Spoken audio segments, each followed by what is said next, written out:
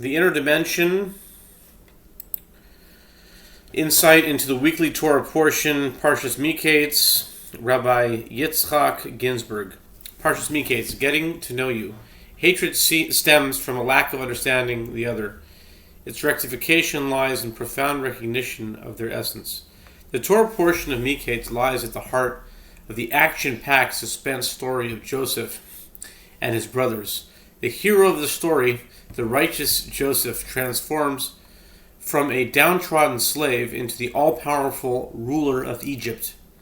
Unaware of Joseph's true identity, his brothers, who sold him into slavery, approach him with great submission. Joseph devises a plot against them, accusing them of espionage. From hatred to love. In the previous Torah portion, the burning hatred of Joseph's brothers almost resulted in bloodshed.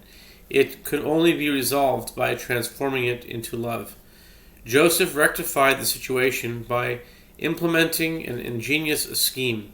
Like a talented movie producer, he maneuvered his brothers step by step until they admitted their regret and took responsibility for Joseph's younger brother Benjamin.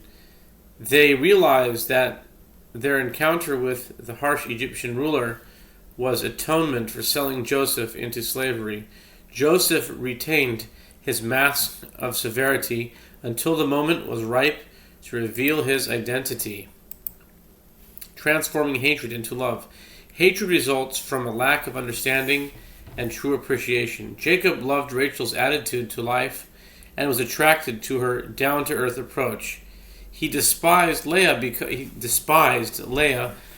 he did not appreciate her hidden theoretical perspective.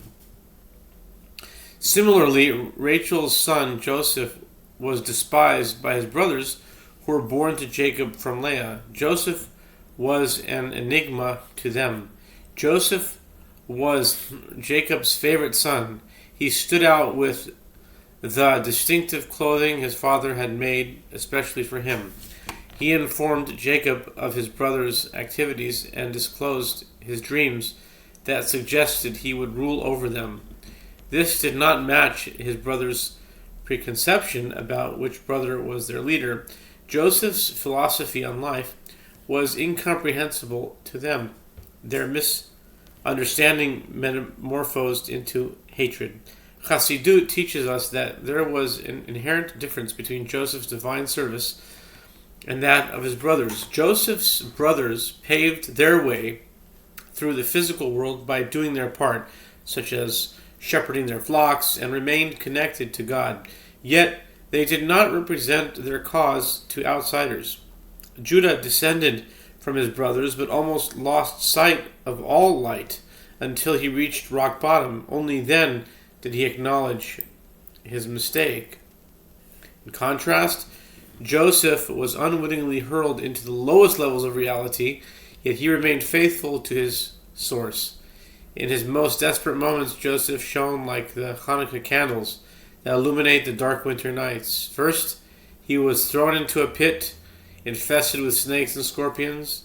Then he was sold into slavery. In Egypt, he was soon incarcerated in jail.